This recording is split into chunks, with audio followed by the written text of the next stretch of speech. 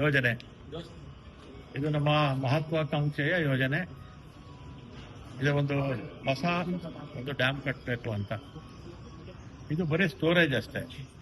ಇದರಿಂದ ಬೆಂಗಳೂರಿಗೆ ನಮಗೆ 4.75 TMC ನೀರು ಕುಡಿಯೋದಕ್ಕೆ ನಮಗೆ ನೀರು ಸಿಗುತ್ತೆ. ವ್ಯವಸಾಯಕ್ಕೆ ಯಾವ ನೀರು ನಮಗೆ ಸಿಗೋದಿಲ್ಲ ಇದರಲ್ಲಿ.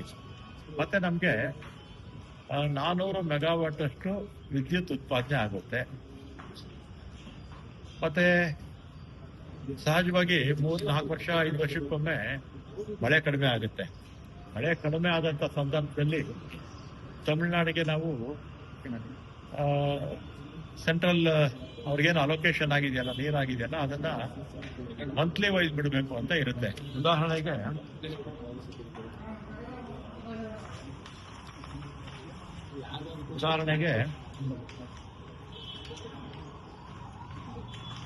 ಜೂನಲ್ಲಿ 9.19 TMC ನೀರು ಬಿಡಬೇಕು ಅಂತಿದೆ.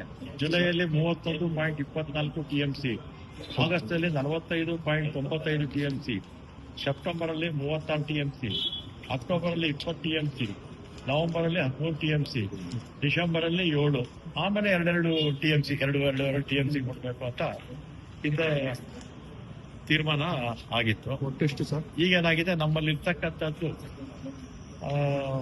16 TMC ನೀರಿದೆ ಅಷ್ಟೇ ನಮ್ಮಲ್ಲಿ, 2 ಜಲಾಶಯಗಳಲ್ಲಿ. ಅದಕ್ಕೆ ಕುಡಿಯೋ ನೀರು ಬಿಟ್ರೆ ಇನ್ನು ಉಳಿದಿರ್ತಕ್ಕಂಥದ್ದು ಬರೀ 3 TMC ಅಷ್ಟೇ. ಪ್ರಥಮಾದ್ಯತೆ ಕುಡಿಯೋ ನೀರಿಗೆ 3 TMC ನೀರಿದೆ. ಆಮೇಲೆ ಈಗ ತಮಿಳುನಾಡವರು ಮೊನ್ನೆ ವಿಧಾನಸಭೆಯಲ್ಲಿ ಒಂದು ನಿರ್ಣಯ ಮಾಡಿದ್ದಾರೆ. ಆಮೇಲೆ ನಿರ್ಣಯ ಈಗಾಗಲೇ ಅವರು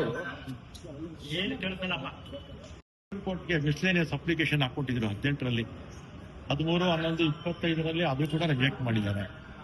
ಆಮೇಲೆ ರಿವ್ಯೂ ಪಿಟಿಷನ್ ಹಾಕೊಂಡಿದ್ರು, ರಿವ್ಯೂ ಪಿಟಿಷನ್ ಕೂಡ ರಿಜೆಕ್ಟ್ ಮಾಡಿದ್ದಾರೆ. ಆದರೂ ಕೂಡ ಸುಪ್ರೀಂ ಕೋರ್ಟಲ್ಲಿ 2 ಬಾರಿ ರಿಜೆಕ್ಟ್ ಆದರೂ ಕೂಡ ಅವರು ವಿಧಾನಸಭೆಯಲ್ಲಿ ಅಲ್ಲಿನ ಮುಖ್ಯಮಂತ್ರಿಗಳು ಇದಕ್ಕೆ ಹೋರಾಟ ಮಾಡಬೇಕು ಅಂತ ಹೇಳ್ತಾರೆ. ಆಮೇಲೆ ನಾವು ಈಗಲೂ ಅಷ್ಟೇ, ನನ್ನ ಜಲಶಕ್ತಿ ಮಂತ್ರಿಗಳ ಜೊತೆ ನಾವು ಶಿವಕುಮಾರ್ ಅವರು ಇಬ್ಬರು ಹೋಗಿ ಮಾತಾಡಿದಂಥ ಸಂದರ್ಭದಲ್ಲಿ ತಮಿಳುನಾಡಿನವರು ಕರೀರಿ, ನಾವು ಬರ್ತೀವಿ, ಕೂತು ಮಾತಾಡಿ ಚರ್ಚೆ ಮಾಡೋಣ. ಆಮೇಲೆ ತಮಿಳುನಾಡಿಗೆ ಏನು ಅಲೋಕೇಶನ್ ಆಗಿದೆ ನಮಗೆ 1 ಹನಿ ಜಾಸ್ತಿ ಕೂಡ ಬೇಡ. ಆಮೇಲೆ ನಮಗೆ ಏನು ಅಲೋಕೇಶನ್ ಆಗಿದೆ ಆ ನೀರು ನಮಗೆ ಕೊಟ್ಟರೆ ಸಾಕು. ಮತ್ತೆ ಈಗ ಅಣೆಕಟ್ಟು ನಾವು ಕಟ್ಟಿದ್ರೆ ಮೇಕೆದಾಟು, ಈಗ ಮಳೆ ಬಂದಿಲ್ಲ, ಈಗ ಅಲ್ಲಿ ಡ್ಯಾಮಲ್ಲಿ ನೀರಿದ್ದಿದ್ರೆ ಅವ್ರಿಗೆ ನಾವು ನೀರು ಬಿಡ್ಕೋಗಿತ್ತು. ಇದು ಸಹಜವಾಗಿ ನಮಗೆ ಕುಡಿಯೋ ನೀರಿಗೂ ಅನುಕೂಲ ಆಗ್ತಿತ್ತು. ಮತ್ತೆ ಅಲ್ಲಿನ ಏನು ಮಂತ್ಲಿ ನಾವು ಕೊಡ್ಬೇಕು ಅಂತಿದ್ದೀವೋ ಅದು ಕೂಡ ತಮಿಳುನಾಡು ರೈತರಿಗೂ ಕೂಡ ಸಹಕಾರಿ ಆಗ್ತಿತ್ತು. ಆದರೂ ಕೂಡ ಅವರು ವಿರೋಧ ಮಾಡ್ತಾ ಇರ್ತಕ್ಕಂಥದ್ದು ಅವ್ರ ರೈತರಿಗೆ ತೊಂದರೆ ಆಗುತ್ತೆ. ಅದರಿಂದ ಮಾತುಕತೆ ಮುಖಾಂತರ ಕೂಡ ಚರ್ಚೆ ಪರಿಹಾರ ಮಾಡ್ಕೋಬಹುದು. ನಮ್ಮ ವಿರೋಧ ಏನೂ ಇಲ್ಲ. ಈಗಾಗಲೇ ನಾವು DPR ರೆಡಿ ಆಗಿದೆ. ಮತ್ತೆ ಅಲ್ಲಿ ವಾಟರ್ ಕಮಿಷನ್ ಇದೆಯಲ್ಲ, ಅವ್ರಿಗೆ ನಾವು DPR ಸಲ್ಲಿಸಿದ್ದೀವಿ. ಸ್ವಲ್ಪ ಬದಲಾವಣೆ ಹೇಳಿದ್ದಾರೆ, ಅದನ್ನ ಮಾಡಿ ನಾವು ಕೊಡ್ತೀವಿ. ಅವ್ರ ಅನುಮತಿ ಕೊಟ್ಟರೆ ನಾವು ಮಾಡ್ತೀವಿ. ಆಮೇಲೆ ಇನ್ನೊಂದ್ಸಲಿ ಬಹಳ ಸ್ಪಷ್ಟವಾಗಿ ಹೇಳ್ತೀನಿ, ತಮಿಳುನಾಡು ಏನು ಅಲೋಕೇಶನ್ ಆಗಿದೆ ಅವ್ರ ನೀರು ನಮಗೆ 1 ಹನಿ ಕೂಡ ಜಾಸ್ತಿ ಬೇಕಾಗಿಲ್ಲ. ಅವ್ರ ನೀರು ನಾವು ಬಳಸೋದಿಲ್ಲ. ನಮಗೆ ಏನು ಅಲೋಕೇಶನ್ ಆಗಿದೆ ಅಷ್ಟೇ ನೀರು ನಾವು ಬಳಸ್ತೀವಿ. ಸರ್, ಈಗ 9.19 TMC ಈ ತಿಂಗಳು ಬಿಡ್ಬೇಕು ನಾವು. 2 TMC ಜೂನ್ 18/6/26 ನಾವು 2 TMC ನೀರು ಬಿಟ್ಟಿದ್ದೀವಿ. ನಮ್ಮಲ್ಲಿ ಲಭ್ಯತೆ ಇರ್ತಕ್ಕಂಥದ್ದು ಇನ್ನು 3 TMC ಕುಡಿಯೋ ನೀರು ಬಿಟ್ರೆ ಮತ್ತೆ ಕಾಲುಗಳಲ್ಲಿ ಸ್ವಲ್ಪ ನೀರು ಹರಿಬೇಕಾಗುತ್ತೆ. ನಮ್ಮಲ್ಲಿ ಲಭ್ಯತೆ ಇರ್ತಕ್ಕಂಥದ್ದೇ 3 TMC. ಇನ್ನೂ 12 ದಿನ ಇದೆ. 18ರವರೆಗೂ ಮಾಹಿತಿ ಇಲ್ಲ. 12 ದಿನ ಈಗ ನಾವು ಡ್ಯಾಮ್ ಕಟ್ಟಿ ನಮ್ಮ ಡ್ಯಾಮಲ್ಲಿ ನಾವು ನೀರು ಸ್ಟೋರೇಜ್ ಮಾಡಿದ್ರೆ ತಮಿಳುನಾಡು ರೈತರಿಗೆ ಅನುಕೂಲ ಆಗ್ತದೆ. ಈ ವರ್ಷ ಬರಗಾಲ ಸುಮಾರು ಒಂದು 12 ರಾಜ್ಯಗಳಲ್ಲಿಯೇ ಇದು ಬರಗಾಲ ಆಗುತ್ತೆ ಅಂತ ಮಾಹಿತಿ ಹವಾಮಾನ ಇಲಾಖೆಯವರು. ಬೇಗ ಮಳೆ ಬಂದು ಬೇಗ ಡ್ಯಾಮ್ ತುಂಬಿದ್ರೆ ಯಾವ ಸಮಸ್ಯೆನೂ ಇರೋದಿಲ್ಲ ಸರ್. ಈಗ ಕಾವೇರಿ ನೆಲ ಜಲ ಭಾಷೆ ವಿಚಾರದಲ್ಲಿ ನಮ್ಮ ರಾಜ್ಯದ ಸಂಸದರು ನಾವು ಎಲ್ಲರೂ ಕೂಡ ಒಗ್ಗಟ್ಟಾಗಿ ನಾವು ಹೋರಾಟ ಮಾಡಬೇಕಾಗಿದೆ.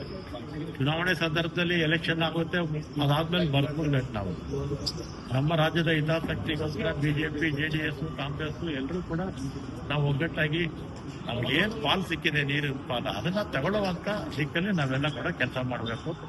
ನಾನು ಮೊನ್ನೆ ಶಿವಕುಮಾರ್ ಅವರು ಪಾಟೀಲ್ರು ಕೇಂದ್ರದ ಜಲಶಕ್ತಿ ಮಂತ್ರಿಗಳ ಹತ್ರ ಹೋಗಿ ಮಾತಾಡಿ ಮಹದಾಯಿ ವಿಚಾರ ಅಲ್ಲೇ ಎಲ್ಲ ಕ್ಲಿಯರೆನ್ಸ್ ಇರಬೇಕು, ಅದೇ ರೀತಿ ನೋಟಿಫಿಕೇಶನ್ ಆಗಬೇಕು, ಕೃಷ್ಣ ರಿವರ್ ಬಗ್ಗೆ ಮತ್ತೆ ಮೇಕೆದಾಟು ಬಗ್ಗೆ ಕೂಡ ಮಾತಾಡಿದ್ದೀವಿ. ಅವ್ರಿಗೂ ಸಹ ನಾವು ನಮ್ಮ CM ಹೇಳಿದ್ದಾರೆ, ಅವ್ರಿಗೂ ಕರೀರಿ, ನಮ್ಮನ್ನು ಕರೀರಿ, ಕೂತ್ ಮಾತಾಡೋಣ ಅಂತ ಹೇಳಿದ್ದಾರೆ.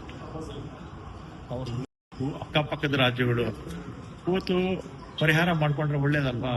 ಆಮೇಲೆ ಈ ಮೇಕೆದಾಟು ಡ್ಯಾಮ್ ಆದ್ರೆ ಅವರ ತಮಿಳುನಾಡು ರೈತರಿಗೆ ಸಹಾಯ ಆಗುತ್ತೆ, ನಮಗೆ ಕುಡಿಯೋ ನೀರು ಸಿಗುತ್ತೆ. ಬೆಂಗಳೂರಿಗೆ 400 ಮೆಗಾವಾಟ್ ವಿದ್ಯುತ್ ಸಿಗುತ್ತೆ.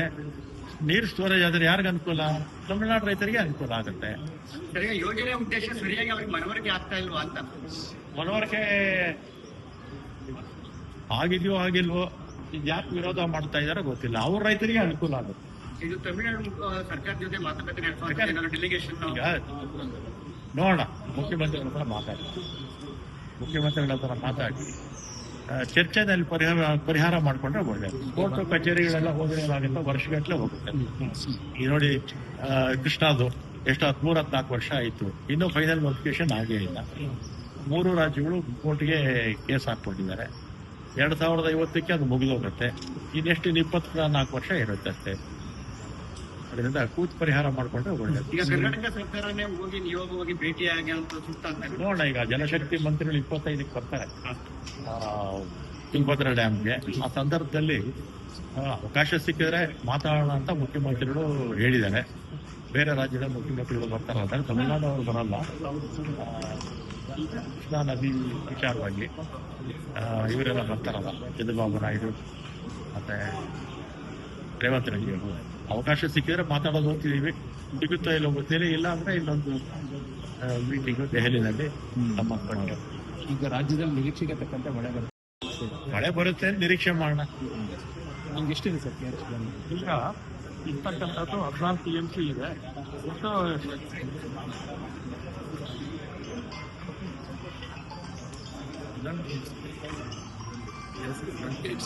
KRS ಅಲ್ಲಿ 11 TMC ಇದೆ. ಆಮೇಲೆ ಕಬಿನಿಯಲ್ಲಿ 5 TMC ಇದೆ. ಇದರಲ್ಲಿ ಕುಡಿಯೋ ನೀರು ಬಿಟ್ಟು ಎಕ್ಸಸ್ ಇರೋದು ಬರೀ 3 TMC. ಕರೆಕ್ಟ್ ಅಲ್ವಾ? 3 TMC. ಲಾಸ್ಟ್ ಟೈಮು ಅದು ಮುರಿದೋಗಿತ್ತು. ಯಾಕಂದರೆ ಬಹಳ ವರ್ಷ ಹಿಂದೆ ಅದನ್ನ ಗೇಟಿಗೆ ಮಾಡಿದ್ದಿದ್ದು. ಆಮೇಲೆ ತುಂಗಭದ್ರಾ ಪ್ರಾಧಿಕಾರ, ಅಣೆಕಟ್ಟು ಪ್ರಾಧಿಕಾರದವರು ಅದು 3 ರಾಜ್ಯಗಳ ಸದಸ್ಯರು ಇರ್ತಾರೆ. ನಮ್ಮ ರಾಜ್ಯ, ತೆಲಂಗಾಣ ಮತ್ತೆ ಆಂಧ್ರ ಪ್ರದೇಶದ್ದು. ಅವರು ತೀರ್ಮಾನ ತಗೊಂಡು ಎಲ್ಲ 33 ಗೇಟು ಹೊಸ ಗೇಟು ಹಾಕಿದ್ದಾರೆ. ಅದರ ಉದ್ಘಾಟನೆಗೆ ಮೊನ್ನೆ ಇದು ಪ್ರಾಧಿಕಾರದಿಂದಲೇ ಮಾಡ್ತಾ ಇರ್ತಕ್ಕಂಥ ಕಾರ್ಯಕ್ರಮ. ಆದರೆ ನಮ್ಮ ರಾಜ್ಯಕ್ಕೆ ಬರ್ತಾ ಇದ್ದಾರಲ್ಲ, ಅದಕ್ಕೆ ನಾವು ಅಲ್ಲಿನ ವ್ಯವಸ್ಥೆಗಳು ಎಲ್ಲ ಮಾಡೋದಕ್ಕೆ ನಾನು ಕೂಡ ಹೋಗಿದ್ದೆ. ಅವತ್ತು ಕೇಂದ್ರದ ಜಲಶಕ್ತಿ ಮಂತ್ರಿಗಳು ಪಾಟೀಲ್ ಬರ್ತಾರೆ. ಅವರು ಇನ್ವಿಟೇಷನ್ನು ನಮ್ಮ CMಗೆ, ನನಗೆ, ಅದೇ ರೀತಿ ಆಂಧ್ರ CM, ಅಲ್ಲಿನ ಮಂತ್ರಿಗಳು, ತೆಲಂಗಾಣ ಮುಖ್ಯಮಂತ್ರಿಗಳು, ಅಲ್ಲಿನ ಮಂತ್ರಿಗಳಿಗೆ ಇನ್ವಿಟೇಷನ್ ಕೊಟ್ಟಿದ್ದಾರೆ. ಅವತ್ತು ಆ ಕಾರ್ಯಕ್ರಮ ಅರೇಂಜ್ಮೆಂಟ್ಸ್ ಎಲ್ಲ ನಮ್ಮ ಅವರು ಮಾಡ್ತಾರೆ, ನಾವು ನಮ್ಮ ರಾಜ್ಯವರು ಕೂಡ ಮಾಡ್ತಾರೆ. ನೋಡೋಣ, ಮಾತಾಡ್ತಾರೆ, ಚರ್ಚೆ ಮಾಡ್ತೀವಿ. ಸುಪ್ರೀಂ ಕೋರ್ಟಲ್ಲಿ 2 ಕಡೆ 2 ಸಲ ನಮ್ಮ ಕಡೆನೇ ಆಗಿದೆ. ಅದು ಮಾಡಿದ್ದಾರೆ.